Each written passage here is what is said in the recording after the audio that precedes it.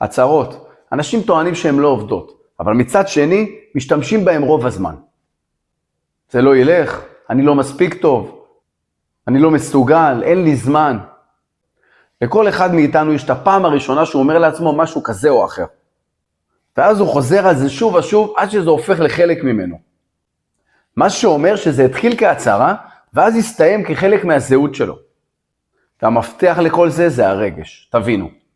כאשר אמרתם לעצמכם פעם שאתם לא מסוגלים לעשות משהו מסוים, חיברתם לזה רגש כל כך חזק, שהמוח הבין שזה משהו חשוב. ואם זה משהו חשוב, צריך לשמור את זה וצריך לנהוג לפי זה. כי המוח פועל על פי מה שהוא מאמין. מה שאומר שהוא יכול למנוע מכם מלעשות דבר מסוים. אז אם חזרתם על זה כהצהרה הרבה פעמים, התמעתם את זה במוח שלכם. אז אם אתם מאמינים על עצמכם שאתם לא מסוגלים, אתם תעשו הכל כדי למנוע מעצמכם מלעשות את מה שצריך, כדי שתשיגו את הדבר.